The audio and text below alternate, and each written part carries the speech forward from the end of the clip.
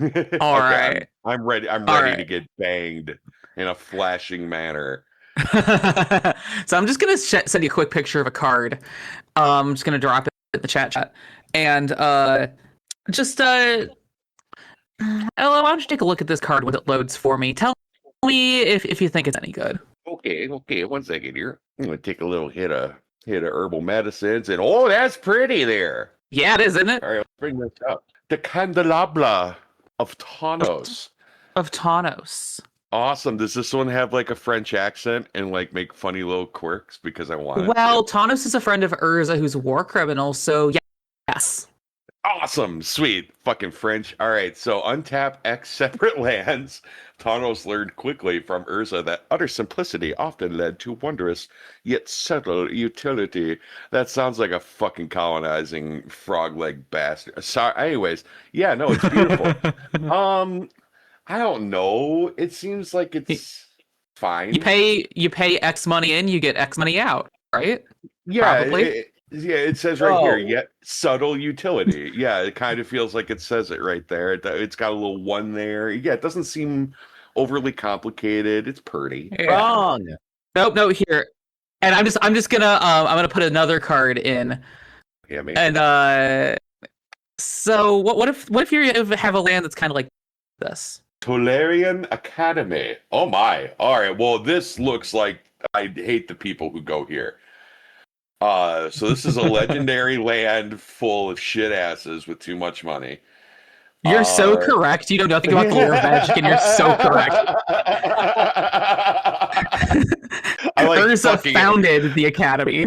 Okay, well, I need Urza to like fucking reparations Oh, some everyone is people saying because this. like You're because so like correct. you do not have this kind of academy that I'm looking at unless you have oppressed some people. And speaking of oppressing some people, read what it does. Okay, so tells the little attorney guy you still haven't told me what that means. Oh, tap. At, That's a tap at, symbol. That's a tap some tappy tappy. What up? Call me. And water to your mana pool for each artifact you can control. So then the academy worked with time until time ran out. Yeah, like other people's money, you fucks. So I want to refer you back to the first card I showed you. That's an artifact. Yes. Yes. This is Artifacts are very easy to make. If you have okay. two artifacts, you can tap this for 2 blue mana and then pay one of that blue mana into the Candelabra of Tawnos and untap Tolarian Academy. Okay. And Okay. that's what we call an infinite mana loop. You will go 1 mana Yeah. positive every time you do that. Well, that makes sense, and it sounds like something that people who live inside that building would come up with. And That's certainly there's nothing that you couldn't use that mana for. This is a little bit more complicated of a card, but it's fitting. Certainly this doesn't give our favorite war criminal any funny ideas. So this is Urza. Yes, hi Urza. You're a human artificer. I think I've seen you before. I think I might have seen a variation of you at some point. And I just want to refer you down to that bottom little thingy. Oh, So yeah, you can little pay bottom 5 guy. generic mana, shuffle your library, then exile the top card until the end of your turn. You may play that card without paying its mana cost. So if you were to say generate infinite blue mana, you could just keep activating that over and over and over and over until you cheat out a bunch of bullshit. I don't like that at all. Or criminal.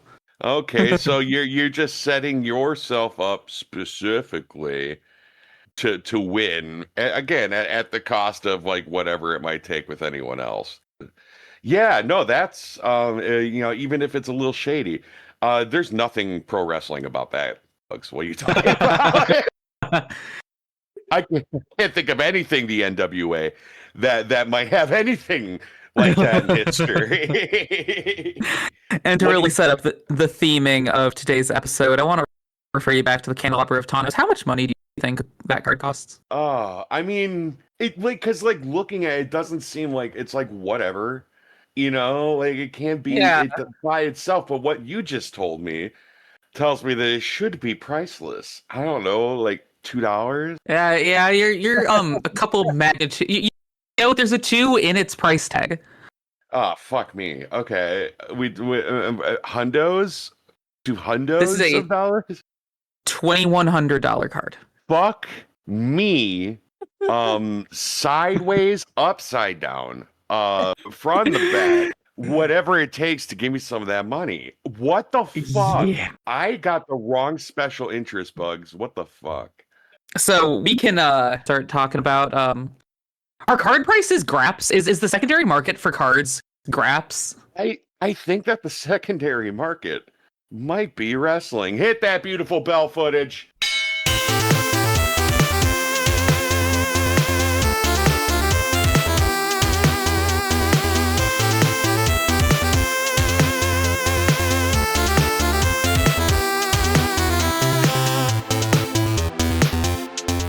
Way to flashbang me, Buzz. Welcome back, everybody, to Everything is Wrestling, where we are kind of building the Ella and Bugs theory of everything.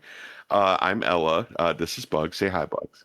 Hi, Bugs. Hey, hi, Bugs. What's up, Doc? How are you? How are you doing this week, besides bang flashing me? Just just kind of yapping, hanging out, getting Yeah. a lot of. Went for like a 5 mile walk today. That was pretty nice. Well, that's good. I'm told that that's wonderful. Maybe someday I'll find out. We'll see. It's beautiful down here. It is. I mean, it's like 90 fucking degrees, but it's like it's a real dry heat right now. So it's like Okay. 20, 30-ish% humidity.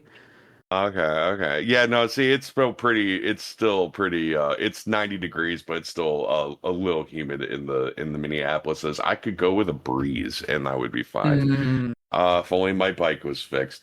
Well, Bugs, I'm so happy you made it to tell me about the secondary market and how it is potentially wrestling for our theory of everything. Just might be. And we brought in a guest, like we said we were going to do. It's not the guest that I said we were going to have because things happen. So putting the time machine back in the basement of the theater for now, we instead have a friend of various pods that I do, too many, Kennedy T. Cooper, delight of the internet. How are you? Hello. Hey, I've decided I'm gonna be a difficult guest. Awesome. Oh, okay. Well, I mean, it would not be the first time on a show I host. Hit me. This is a new show, and I feel like you know how like management puts you through trainings where they pretend to be a shitty customer, and you know that they just want an excuse to be a jerk to you for the day. You getting back Yeah. at me for the way I produced the election show? Okay, yeah. Yeah. So I'm gonna push back on everything. First of all, I don't think Okay. TCGs are wrestling. Second, I don't think wrestling is real. Third, I don't know what a TCG is. Fourth, Oh,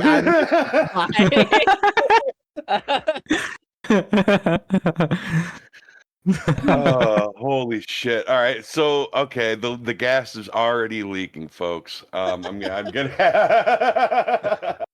I will find it by the end of this. I will find where it's leaking from. I'm here to talk about card games of the traded variety. Yes. It's a more logical next step from last time, I will say, than where we were going, which kind of works. But I will say, like I told Bugs Kennedy, you have just been ranting about this concept at me whenever possible for quite some time. You have tried to get me to start a whole podcast with you about it, and I was like, I don't know. I don't want to start fucking paying all this money again. I don't have I'm famously unemployed, Kennedy. Like I can't be doing I am strongly considering starting an entire podcast about the speculative TCG market. It's true. It's fucking insane, dog. Well, the fact that you even could. But we'll get some of those out here today, so that's cool. Well, what do you have to say? Like, what is the secondary collector's market of a TCG game? Do you look at me? I'm an interviewer. Look, I'm professional. So trading card games, so there's the game itself. So that's like the first layer of things, right?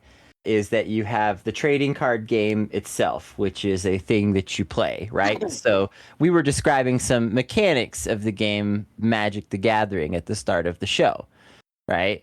And so like these are the ways in which you play the game, right? They're the game pieces that like this is just like how the game functions, right?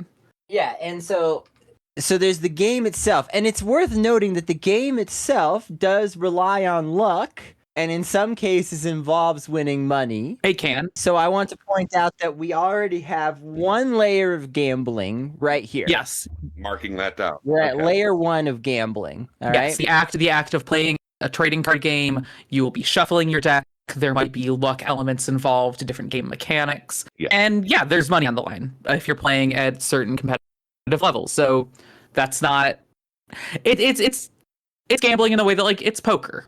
Right. And famously, Magic the Gathering is in some deeply seated ways influenced by poker, which people don't really think of on the surface, but I certainly have. But Richard Garfield famously really into poker and has been making games inspired by his love for poker for a long time. So you have this first layer of gambling. Then there's a secondary layer of gambling that you apply on top of this, which is that you buy trading cards in randomized packs. And sometimes you get to buy a pre-constructed deck or whatever, but those are always ass. That's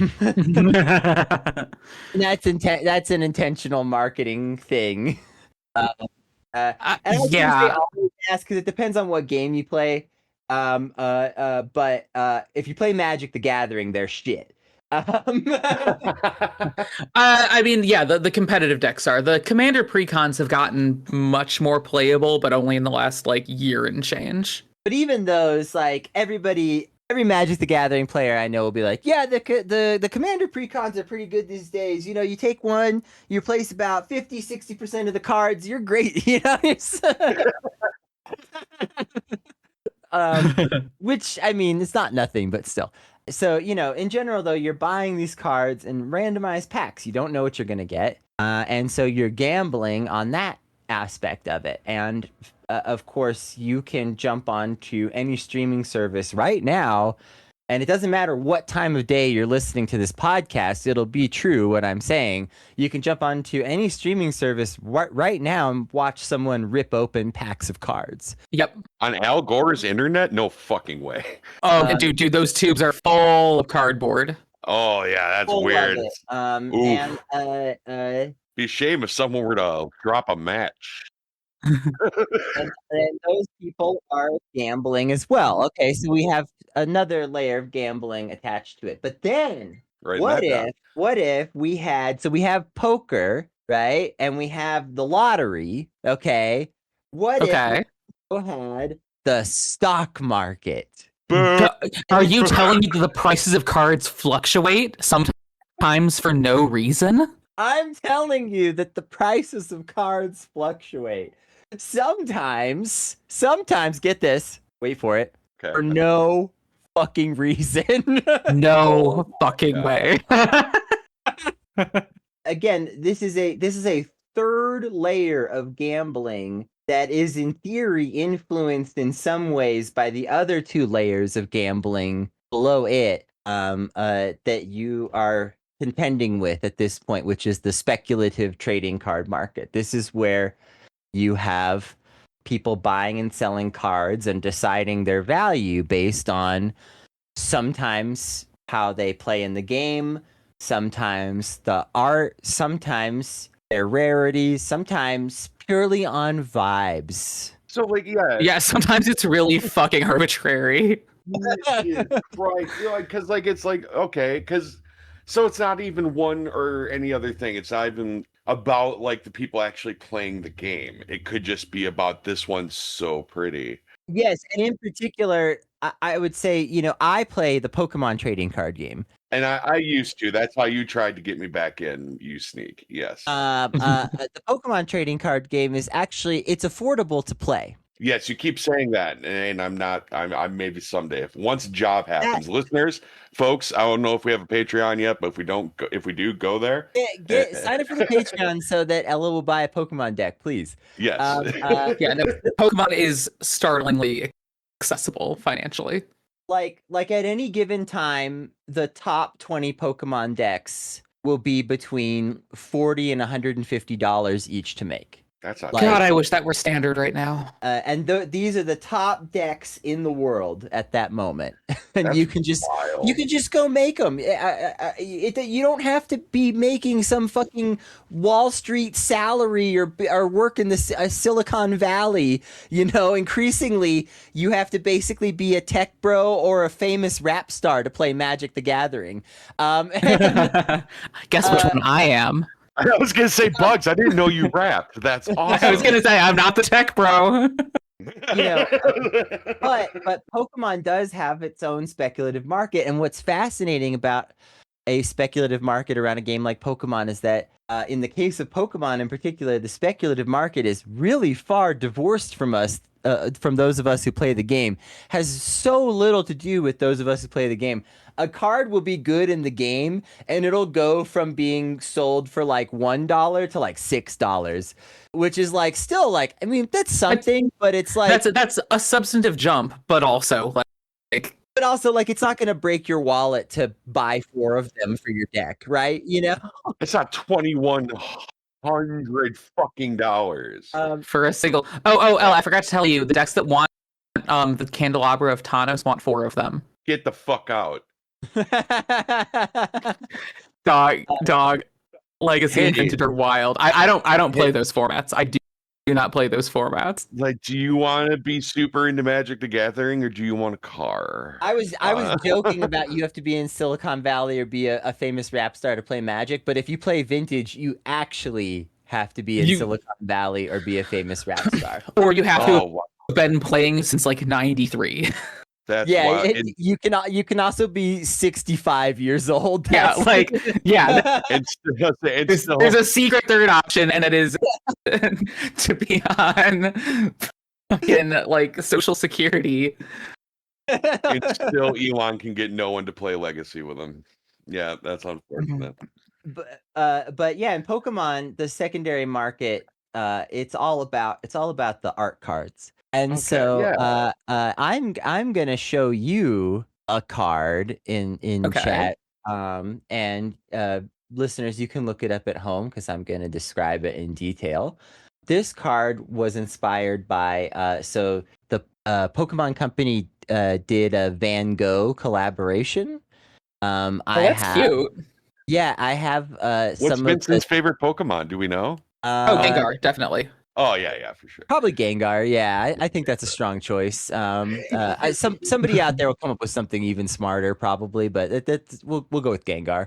Gengar's never the wrong choice. So Pokemon did a Van Gogh collaboration, and so I have some of the sleeves and one of the deck boxes from that era. Super cute stuff. But also during that era, there was a super limited edition Pikachu card. Of course there was. A Pikachu inspired by Van Gogh's self-portrait. No, not the ear one, the gray hat one, the less famous one. And so it's called Pikachu with Gray Felt Hat. I'm going to post it into the chat for you two to look at. Listeners at home, you can look it up. And that's so cute. Holy shit. Pika portrait. I wasn't fucking ready, y'all. It has just one attack. Search your deck for it's a Pikachu tutor? That's crazy. Oh my God. It's a worthless ability. Yeah, no, this is I'm like, I can't imagine ever running this.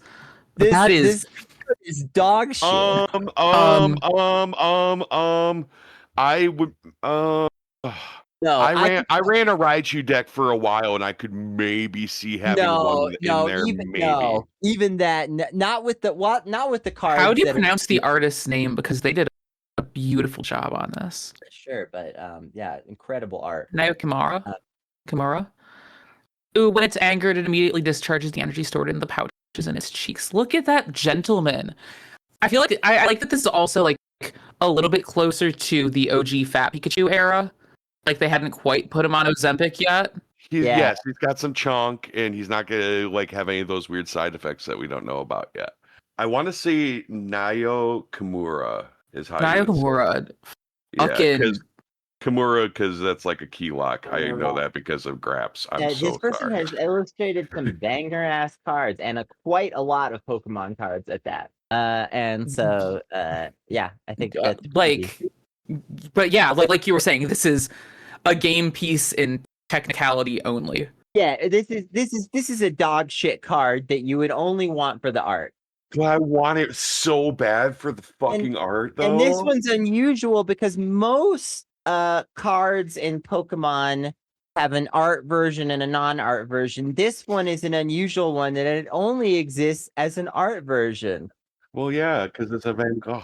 It is pretty hard to come by, and there's no other version of it. So it's rare, probably. Yes. So, what do you think this card that is not have any play value in the game and is purely a collector's item on the speculative market? What do you think the cheapest one I can currently buy is going for? I'm gonna say conservatively $550. Wow. That it's just art, no playable use. Wait, when did it come out? About It says 3 years ago, tops. 2023. Let's say. Yeah, it says 2023 for the copyright. Yeah. All right, so 22 or 23. Yeah, I'm gonna stick it around $500. I think you could find maybe a heavy played version. All right, so I'm sitting here going like I don't remember. It's been so long since I used to. Listeners, I used to play the Pokemon trading card game when I had money. And I gotten my ass kicked by so many 5-year-olds. Fuck Greninja forever. Oh yeah, fuck Greninja. Oh my god, that little fucker! Like, and his mom's just in the corner, just smiling, like, "Yay, honey!" And I'm like, "Fuck you!" Like, I'm drowning over here. And he's just like, "Juice box, mommy, I got you." And I'm like, "God!" I just get my ass. Hi, Ella, what you got on this card? I don't know. I would pay tens of dollars for it. I would, Yeah. I don't know, $100. Like, I'd pay $100 to have that little guy. Yeah, I'd cap out personally at spending about $100, but I could see it going for like 500. All right, the cheapest. The drum roll, please. The cheapest Pikachu with gray felt hat, Scarlet and Violet promo card I can buy on TCG Player, which has a corner indent. So it's not So I even call it heavy played. $950. Are you fucking kidding me?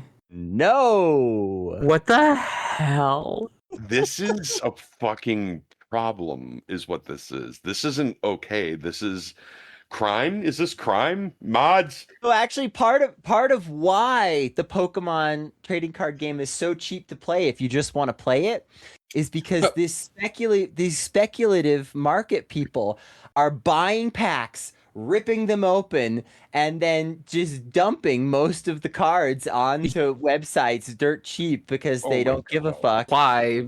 Looking for cards like this. Now, this card you couldn't get that way exactly because it was a promo card. But all right, I'm going to admit to something. Okay. Okay. So in middle school, so imagine just a wee squishy little rotund that everyone thinks it's a boy in middle school in the Wisconsin. It's just like, someone love me, yay. And whose parents owned a small business, and they rented out the front of this small business because they just needed office space, you know? So they rent out the front of it to a guy who owns a sports memorabilia shop. Well, in middle school, when the motherfucking Pokemon TCG hit, all of a sudden he became a card store. and I Whoa. used Hell to yeah. hang out in this guy's shop that like my parents like rented to him, and this man would just fleece me for his rent money back. Like just oh my God. But like he also like taught me the ways. So like I would hang out with this absolute again, listeners, scumbag. Just piece of shit. Like there's no way this guy wasn't an absolute fucking monster. Because like everything he said sounded like Wall Street shit, but he's talking about a Pikachu who got Charizard. And like, I mean, I did some crazy shit. I pulled some crazy shit, but back in middle school, that little rotund closet case did not play the fucking game. I was a secondary market bitch because of this asshole. He like groomed me. And like, so I would be sitting in his shop opening packs for what I want. And then I would have all this shit in my binder. And then I would go to school and fucking hustle and come back after school and open more packs. So, like, That's crazy, dog. You're way like, ahead of the curve. yeah, this is like sixth, seventh grade. Like, Six, never. I didn't play the fucking actual game until I was in my late 20s. So like, ugh. So I'm listening to all this, going, wait a minute, I know this. I know where do I know this from? Reach deep Yeah, into no, the past. there is a secret world. This fucking guy, but 950 for this Pikachu. Get fucked. Like, no, no fucking way. Again, Yeah. no play value. Well, then what are like the rare, really badass play value cards going for then? Like, what's an example of that? Out of curiosity.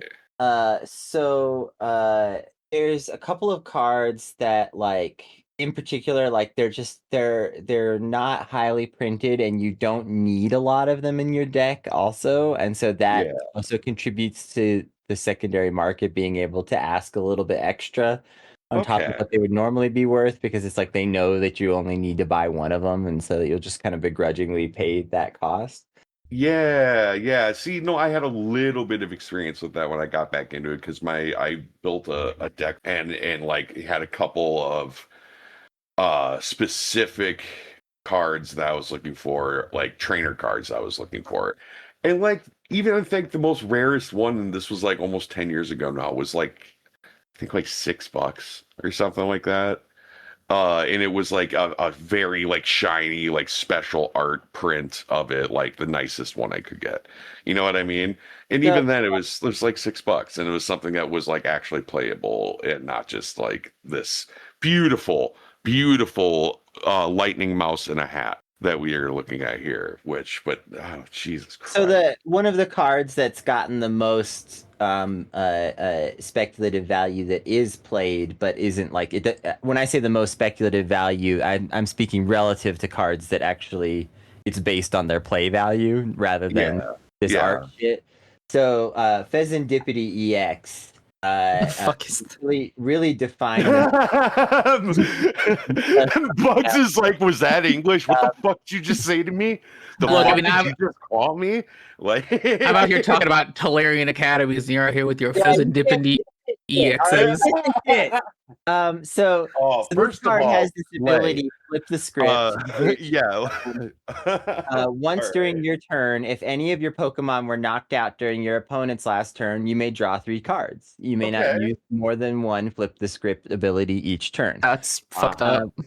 I'm such a slut so for this- abilities, Bugs. You don't This is even know. Some of them and are fucked also up. adding to this Pokemon's usability in almost any deck, its attack takes colorless energy. Oh, yeah, that's and- huge.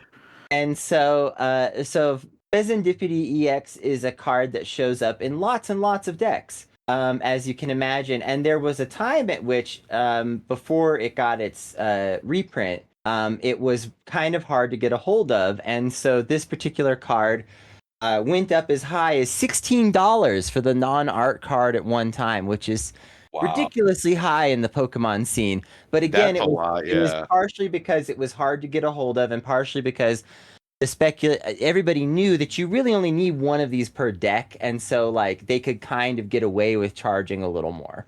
No, I'm looking because like I'm looking at this and just going, if I had two tops, and, like if you had two of these, it's just like, okay, well there should be a rule. You know what I mean? Like you can't what you know what I mean? Like that shit's like wow, it's almost OP. That like and the cruel arrow being able to do 100 damage to any of them, even if they're benched. God, I would hate. Yeah, no, the that bench was the plus the kind- fact that there's no cost of inclusion with this. This is just a good card. Yeah, this is just a fucking good card. And that was the kind of asshole I was. I loved killing people's Pokemon in the balls. Like killing them before they could eat. Getting killed in the ball. Killed in the balls by a trans woman. I should be getting paid. I good love Chuck money for Tingle. that. Yes, exactly. Chuck, And come on the pod. Because this card gets played, its art versions do, even though it's not like one of the art cards that's considered like highly desirable by the speculative art market in particular, its art versions do go for like more than some art cards because it is a card that people play, and so people will consider buying some of these art cards for their deck. So right, because you're like leaning out your deck a little bit. It's cool, it's special, and if it's like if the price of admission for your deck otherwise is like $36, you might as well. I admit to having some overtly pretty Raichus in my Raichu deck. Just I to will give you the scale of what gets inflated by people who play the game versus what gets inflated by the bizarre secondary market people entirely. Yeah. The 3 art card versions go for around $16, $50, and $80 respectively. Jesus, can you do you have those pulled up? Can you drop those? Yeah. I would love to see. I would love to see the difference. So the $16 version looks like why am I paying? Oh my god, I love her and she's in my colors. Okay, so that's the $16 one. I'm not gonna lie, I bought a couple of these. That's a cunty card. Like, don't get me wrong. No, like she's serving the fuck. Yeah, it's serving the fuck out of that card. I love the pink swirl. Well, I want listeners to understand too, if you're not looking them up, just the regular one. The regular one, you dropped it, and I was like, she's beautiful. Like, I want 4 of her just because I can't stop looking at her eyes. And then you drop this one, it's like, oh, girl, okay. Yeah, I do think I like the rendering on the second piece more. I like that it's more like 2-dimensional. I like that really nice like cyan outlining. Yeah, and the pink background, like the pink swirly background. I don't love the no text box. I wish there was a little bit of an opaque background there. The text a little bit difficult to read. Pokemon art cards are just like this, so no, Magic has started doing this too in the last like 2 years, and it's awful. Whoops. All right, so what's the next layer up? But anyway, so here's the next tier up. This one goes for usually at least 45. Every now and again, you might snag a deal and get this one for 40. Is this 3 times better? Oh, I don't like that. I don't like that at fucking all. I mean, ew. No, that's like so not my. I mean, okay, I'll put it this way: she's got ass.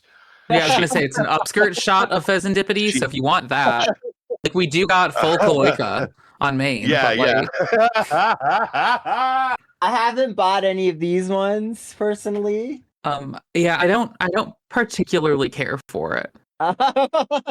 I mean, maybe if you're like really into that bird stuff, but it's not. I'm not dropping $45 on that. So there's one more. There's an $80 one that better be better than this. It really runs for more like 70 and up. This okay. All right. This better be better because otherwise I'm going to be like really. Oh wow. That's really pretty. I don't think it's $70 really pretty, but it's really pretty. So do you come here often? Hey, oh my god! The most expensive one for listeners at home. I mean, look them all up, but it has like a cherry blossom thing going on. It's very detailed. It's a great composition, like some wonderful leading lines that frame Pheasantipity wonderfully right above like the rules text. I That am like the lighting's really soft. It's very there's like almost a romance to it. Yeah, No, and, that's and it. Yeah. Pheasantipity looks like, bold and brave, and And she got like Cunty. a little, kind of cunty, but she's got like a little upturned smile here more than she did in the other cuntier one.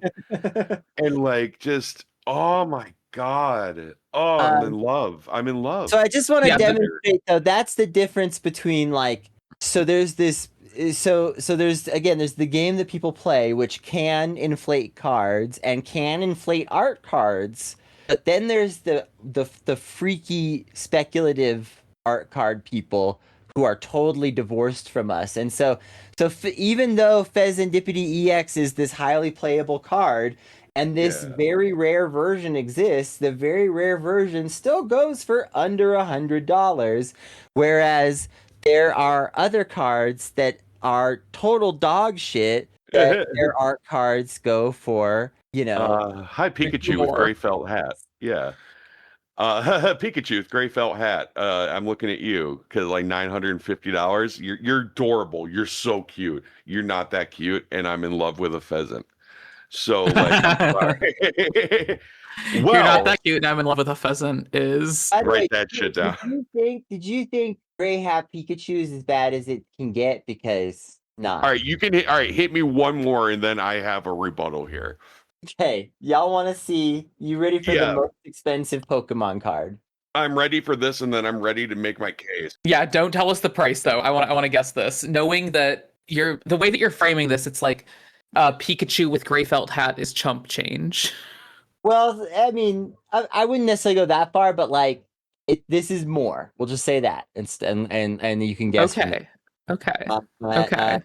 this is the most expensive art card, not rare like old collectible, but the most Right, expensive. right, because there is a difference for like, oh, I have like a shadowless base set Charizard that da da da da da. Like, I don't want to think about it. We're not, there's misprints. There's Well, quick aside, but like, folks, yeah. remember when I was talking about how I was a hustler in middle school, and the binder I would take to school, that holds all the fruits of my labor. That shit exists in my parents' basement, who I will never talk to again. oh, And it's like jeez. prestige, as far as I know, like never got open. Like it just been sitting in the Ella, you need binder. to talk to your parents one time. That's where I'm at because Yeah, like, no, like that's all of there's my probably like 10 grand in fucking Golbats down there. I did the math 10 years ago just based on what I remembered I had for like hollows, and I cried like so hard. And it's Like worth like more now. I was Ella, gonna say between now and then COVID happened. But ah, hello um, mother, hello father. I'm a girl now. Can I come give me a over? binder. Get me binder.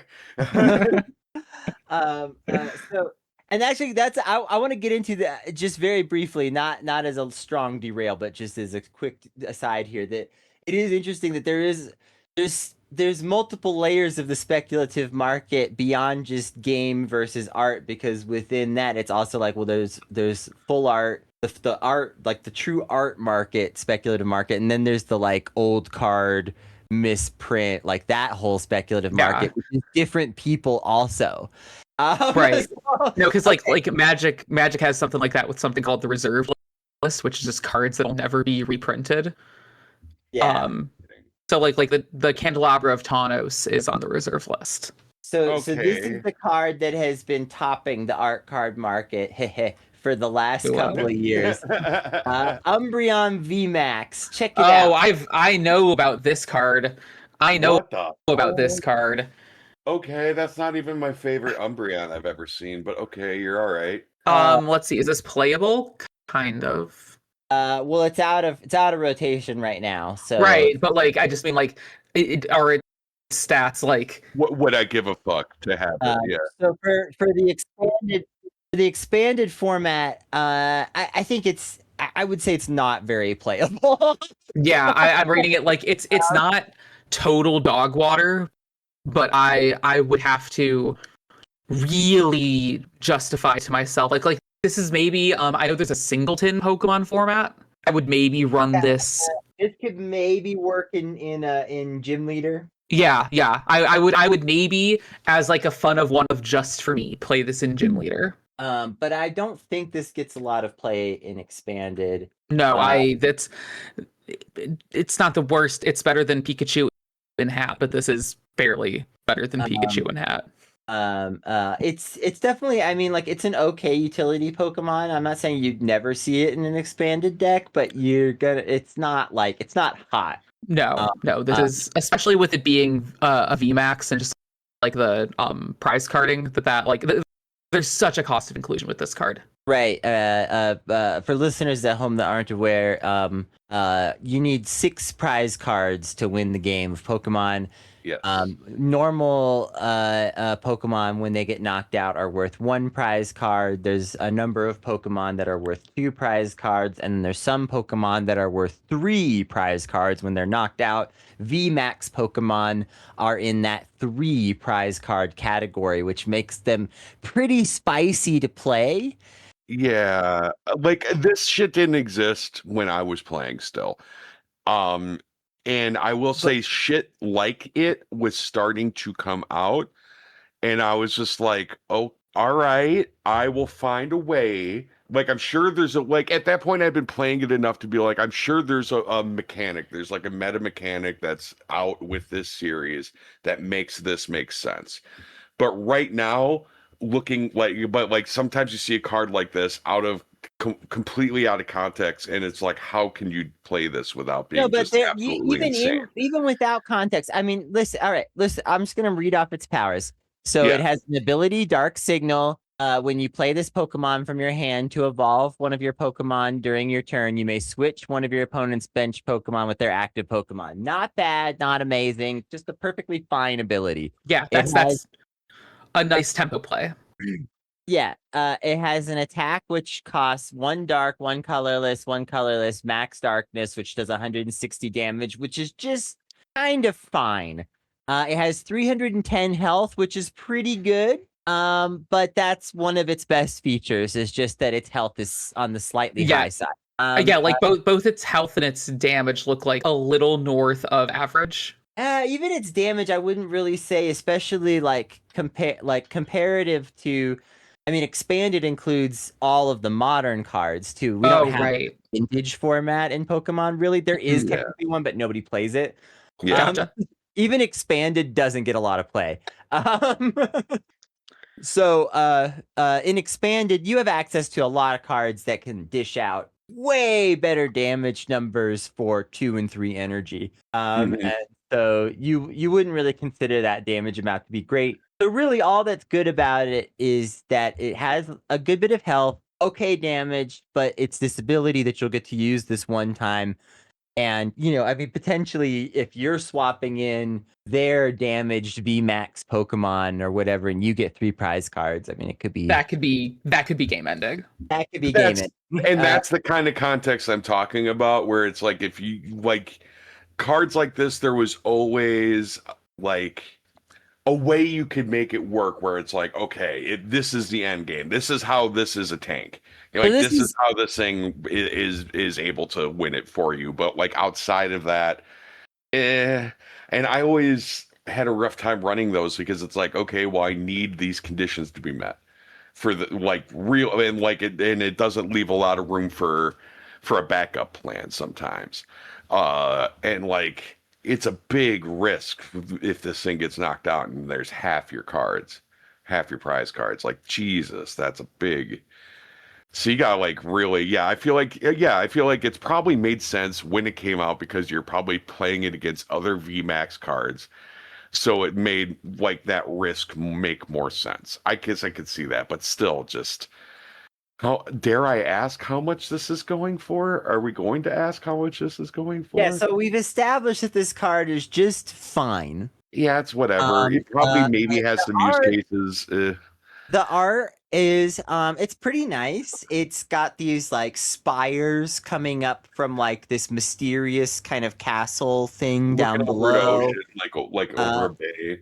The spires have kind of this witchy look to them. Yeah, it's looking over this bay. The moon is in the sky. The clouds are framing the moon really nicely. And Umbreon is like very vibrantly sort of in the scene and almost like a 90s like ultra vibrant cutesy kind of style that it's not my favorite Pokemon card art ever by any means, but it's a very nice looking card. It's serviceable. I think it's a nice composition. It's doing a kaiju. It's doing a King Kong. Yeah, on top yeah, he's got a fire, big King Kong situation going on. Yeah, wrapped around the top of the spire that's more in the foreground. It's fine. If someone had a poster of this, like removed of all of the rules text, I'd be like, oh, that's pretty sick. Yeah, I like Umbreon also. Yeah, exactly. Yeah. Wait. Do we have two trans people who are in the EV? And I would also ask when they started HRT.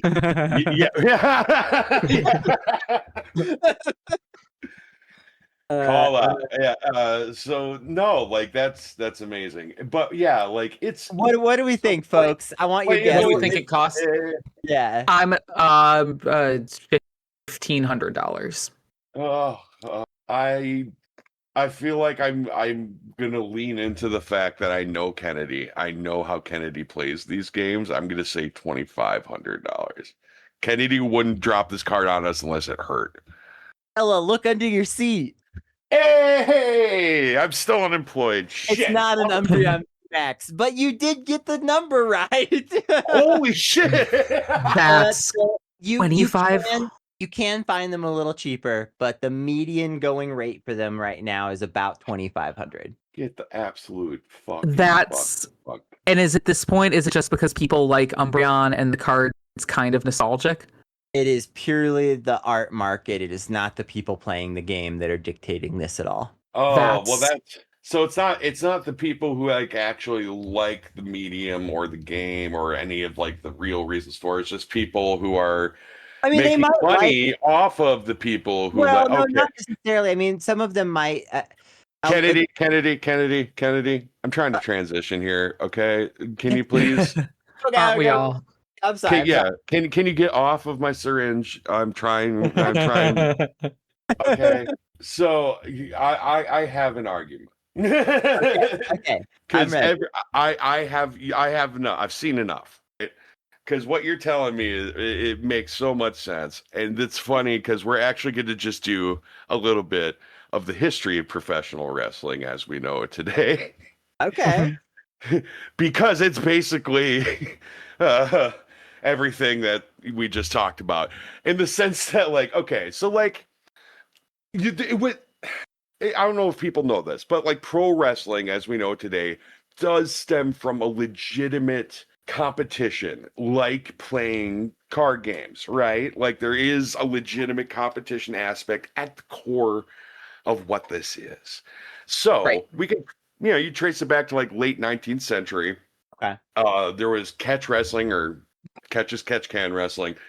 There's lots of different stuff. There's Greco-Roman, there's freestyle. There's like a lot of different types of wrestling that came from kind of all over. And like so far, more or less. Yeah, so like before there was a modern Olympics, you'd have like exhibition bouts at like strongman acts at like carnivals, pretty much. Like there's a reason I call them carnies, because it started, they're fucking carnies. Like like that's this. So like, yeah, what they didn't realize though is that like at a certain point the predetermined outcomes happen, because they realized, well, this competition, we could do a little more with this. There's a secondary market, if you will, to these guys having a bit of a grab, So like professional wrestling, popular entertainment all over. Modern Olympics happened in 1896, and like basically that summarizes all these things into like amateur wrestling to separate it from what these guys were doing as pros, because like even then it was like people don't, they're like, well, it's fake, right? Yes, we've always fucking known it's fake. It's never There's never been a time. Well, no, I shouldn't say that because it started that early strongman stuff. Those exhibition bouts, it was literally like you would have a strongman in a traveling carnival sometimes who was like your champ, and he would just fight motherfuckers in the town. You know what I mean? And they'd be like, "Who bring me your biggest guy?" And they would have an exhibition match, and oftentimes the guy won because he's what they would call a fucking hooker or a shooter. Like he can actually hook you, he can actually fight you, he can for sure first like actual shit like kill you. So like that's who you'd have, and then but the guys who had that guy and you'd work up the crowd and you get another guy going around taking bets on that, gambling on your gambling. So now after a while you start to realize, okay, well, we could raise the money higher if we raise the stakes higher and keep that guy going around. So next thing you know, you got there's a big guy waiting and he might be in on it and they don't know that. And now next thing you know, you're embellishing. You're letting them hold you a little higher in that suplex. Maybe you're helping yourself get up, And like, oh my God, what's happening? We're inventing modern wrestling because you realize you tell a story in the ring, you get heat, these people just start spilling more money out of their fucking pockets, gambling on their gambling. And you create scenarios, in the secondary market, through sometimes arbitrary fucking reasons. It solely to pump the ticket price you can get out of these people and the amount of money you can make gambling on it. And that's kind of how professional wrestling happened. And after a while, no one's believing it anymore. But the stories are great. People are still buying tickets to come see this shit, even though for the most part they know it's fake. Now you can't necessarily do the gambling on it anymore, but they still want to come see it because you've gotten so good at making it entertaining. So by like the 1920s, the actual competitive sport of it's gone, and all of it is these exhibitions that are choreographed, and the audience nod winking, going, "Hey, our guy's gonna win," nod wink, and basically they're lying to each other back and forth about whether or not it's real. But then like this kind of like the birth of like kayfabe. This is the birth of kayfabe, or like kayfabe in the wrestling context of. In the wrestling context, because kayfabe has always been because it comes from carnies and fixed games. That was the thing that they would say to each other. Kayfabe is literally like pig Latin for be fake, is what we think it comes from. As far as we can tell, is if someone who wasn't in on it shows up in the back seat or like backstage area, the murmur goes around the crowd, kayfabe, be fake. Don't let them know that, that we're not hating each other. So like be in character, basically. Yeah, it's like you got it. Yeah, because it's theater. Because it's theater. Yeah, because it's everything, Bugs. That's why we have this show. So yeah, because then it declines during World War II naturally, but gets revived in like the 40s and 60s, and then like when it goes nuts is because then TV happens, and all of a sudden it's like, oh, well, we don't have to worry about the fact that we can't like gamble on it with these marks as much anymore because they're in on it. We have TV, and these TV execs aren't in on it, and we can get them to gamble their money on us being a product worth having on their television, and we can gamble on a gamble of a gamble on the secondary market of this competitive thing that isn't even really there anymore. Does this sound like something that we've spent, like, I don't know, 35, 40 minutes talking about, Kennedy? Kennedy? It really is just this Russian nesting doll of fake markets built upon fake markets built upon fake markets. Oh, wrestling. I will say. Should I keep going? I can keep going. I can take us to the modern fucking era with this. I don't know if you fully sold me yet, because remember, I'm a difficult guest. Oh, I got more, but what do you got to say so far? But here's what I will say that I think you'll appreciate, which is that I think it is interesting that there are a couple of markets that are allowed to do crime Yeah. out in the open. Yeah. And because of their specialized market status, it's just allowed and everyone accepts this and nobody talks about it and it's not written down. And so, or at least it's only partially written down. Usually when it gets written down though is when it goes away. Yeah. Yeah. So, what what I am getting at here is just that you have this world where you have like I say, just certain things are allowed to operate in this way that defies how everything else is allowed to operate, and they just hand wave it and say, well, we're just a different thing, and trading card games are like this, where Uh-huh. they Uh-huh. definitely violate so many laws related to gambling and Okay, Especially well given here. that like they're marketed towards kids. Oh my God. just incredible amounts of legal violation occurring, except that, well, technically trading cards are only worth what they're worth in your heart. So that means that nobody. There is no MSRP for a loose card. Well, you know what? The Ultimate Warrior was also only worth what he was worth in Vince McMahon's heart, which was very little at the end. So, again, it's you're kind of making my point for me, Kennedy, because it can keep going. If we want to talk about the gamble aspect of it into the modern age, there has been ebbs and flows that Well, we I will was get gonna to. say, like, I think, what's interesting about wrestling to me in this context is that it's the only sport you're just allowed to fix out in the open. Yes, You, yes. Yeah. like, nobody will be mad at you for fixing the wrestling match. You're just allowed to do that. That's pretty fascinating. That's what I'm saying. It's expected, which is what makes it all the more fucked up and weird and funny when they tried to change the laws in the last like 10 years with the rise of like gambling on everything apps to be able to gamble on the outcomes of WWE matches. You know, that predetermined thing. You know how people will be like, "Hey, don't buy a pizza on payment." I'm Like I don't. gonna. I got some financial advice for everybody. Don't Yeah. gamble on the outcomes of wrestling matches. But if I know I'm gonna win. Is, Bugs is has been training, wrestling folks. McMahon? Are you? Is it Bugs Matrix McMahon? If not, then don't do it. Yeah, or I guess if you are related to Triple H, whatever the fuck his real name is. Oh, No, All of that's his that. real name. First name Triple, last name H. Yeah, if you're Bugs Matrix H, is that your full name? Yeah. Bugs Oh, H tricks. well, in that case, it stands for Hunter Hearst. I'm a white supremacist.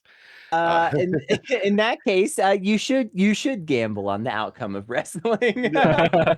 But yeah, don't gamble on the outcome of wrestling. Sports betting in general. I mean, like, listen, you got to do you. But it can be a very shady thing on a lot of levels. it's not great. I mean, I'm not. You can't convince me that real sports aren't also fixed to a certain degree. I've been trying to watch them lately. I've been getting into because I love my country, the beautiful country of Megasota, the Democratic People's Republic of Traniopolis, waving at like saluting my flag. So I was like, let's But see you what. added an L to that word. Fucker. I'll salute you later. So like I was like, hey, like, thank you for the for the sake of we've been through some shit. Maybe I'll watch some Minnesota sports, and see what real sports is about. So I tried to get into what I call the squeakums. It's what everyone else knows as basketball. So I watched men's squeakums and like I'm watching it and like all this shit. I'm watching this series and there's all this drama and this back and forth. And I was just sitting here like getting ready for us to like we're starting to launch this show. We're having this pod baby, and I'm just watching this going, God damn it, this shit's grabs. Fuck. It really is the theory of fucking everything. Because I'm watching this show like this Squeakums is grabs, and now I gotta watch it, and now I want to watch Lady Squeakums. I gotta tell y'all, Lady Squeakums better than the Boy Squeakums. Okay, I was just Lady, gonna say, oh, when you said you were watching Boy Squeakums, it was what was on at first, and then the I link was gonna started. butt in at some point and say, now Ella, you know that you need to watch, The Lady Squeakums. right? Yeah, you Lady- know that the Minnesota Ladies Squeakums team is so good that they basically had to be like, you can't be in the finals anymore. Okay, but also in women's basketball, I don't know what that is. 70% plus Lady Squeakums. Squeakums. Thank I'm you. sorry. In Thank Lady Squeakums, like 70% of them plus are lesbians. Oh And yeah, no, I love Yeah. they're literally getting married to each other and shit. it. So So there's great. there's real on and off the court drama that you can follow. If you get into women's basketball, you can get in as deep as you want to that rabbit hole, girl. Let's It go. So has- wait, is Lady Squeakums Graps? Lady Squeakums is absolutely grabs. That one that I'm will not. be it. Even my difficult guest stance, I can't really. Folks. There's nothing I I'm choosing to wrap it up there because I feel as though I am vindicated, and this feels like a great transition into future episodes. That wasn't an idea, but it is now. Lady Squeakums is absolutely grabs. I'm picturing a small mouse with a nice hat named Lady Squeakums, by the way. Listeners, someone out there has to have more talent than me, because I mean it's not hard. Lady Mick- Squeakums, Oh, excuse I'm Lady Squeakums, isn't it? I'm a fancy mouse. I like to bang other female misses. Oh, man. My nieces, bring me nieces. I live in behind the stairwell of a very fancy house. Oh. But yes, I think I've proven my point that the secondary market is craps, and that I'm in love with Phoenix, and that I'm in love with Lady I'm not Squeakums. convinced that you have. I'm gonna. But I'm you're gonna, never gonna be. I'm never gonna be. I'm gonna leave it for the audience to decide. And they're gonna It say is layers upon layers, and there's whole secondary markets to the secondary market of graps. Oh my god, I could go in harder, but we need a secondary market for whether who's right about. Bet on Yeah, Holly yeah. Market right now. I've just opened. fuck. All right, folks. Well, by the next time the next episode comes out, we should have an answer. The only reason I'm not going harder against this pushback from you, Kennedy, is because we have an entire at least one season for me to prove this point coming up, and I don't want to blow it all right now. You're gonna have to keep listening. Speaking of listening to things, hey, Kennedy, I didn't give you a chance to do it up front because I'm a bad host. But you should let people know where you can be listened to or read or seen if you want, or where people can give you money. I like that one a lot. Money's good. If you like the sound of my voice and the jokes that I tell, I am on a podcast called The Most Important Election of Our Lives. And that's because you need to vote right now. You have to vote today, vote tonight. I don't care what time it is. Get in the line, stay in line, vote right now. And you can vote even harder by listening to the show, the most democratic podcast on the internet. We really can't argue with us there. I co-produce and am the editor of said show, and we were talking about that recently. You literally the most democratic show in the history of podcasts, because every time we're voting multiple times an episode. Who else does that? Yeah. PodSave guys get fucked. Fuck you. Nobody votes 52 weeks out of the year except It's an every other weeker. It's an every other weeker. It's an every other weeker. Nobody votes. 26 days out of the I'm not year. very good at math. 31 or maybe It's 26 because 22. it's the same as this show every other week. Uh, maybe like 17 and a half. I don't know. It depends on if it's a leap year, probably. And anywhere else you just want them to listen to the election? What about socials? Where can they find you, Kennedy? I'm on Blue Sky. I'm Yeah, Kennedy you are. T. Cooper. I am an account you can follow, and you'll see posts. This novel thing called posts there. Oh. I'm actually the very first person to post. Is that like what they used to call tweets? I don't know what any of these things. I've been skeeting since 2023. I don't know what you all are talking about. I sit down at a table with a piece of paper and a quill, and Ooh. Oh. I write down my thought, and then I post it. And How very Lady Squeakums like of you. it takes a few days for the postmaster general to put it on the internet for me, and he keeps writing back to me and saying, "Please, Kennedy, this is not my job." But I think it is his job. So listeners at home, you tell me what you think. Is it his job or not? Fucking yes, please let us know in the comments of wherever you're listening, or hunt Kennedy down on the internet. Bugs, how are you? What's up, Doc? Where do you want people to find you? How are you doing? Do you have any final thoughts for the people this week? Oh my god, I have so many thoughts and feelings about the secondary market of trading card games. I feel like we could go on for another 6 hours, but I'm an EP bitch, so you can find me over on Blue Sky at Bugs Matrix. That's Matrix with a Y. I yap about expensive cardboard, increasingly yap about Ewoks, not Star Wars, just Ewoks. And also Fair. Gremlins. I recently found a copy of Gremlins 2 on DVD in an antique The new bookshop. batch. Ooh. And if anything is wrestling, it might be Gremlins 2, but I think Gremlins 2 is the other like unifying theory of everything. If you want to hear more about that, follow me on Blue Sky. Fan-fucking-tastic. You can follow us on Blue Sky as well. The show itself, it's all graps.bsky.social. Yeah, and you can follow me on the Blue Sky. I'm Ella Tailor. You can find me at garricktaylor.com. Yes, Ella came from Ellum. I'm told it's clever, but I mean, really, no, it was not a far reach. But yeah, I have a show also. Oh God, that's right. I do other things. Holy shit, this is the other one. This is the new one.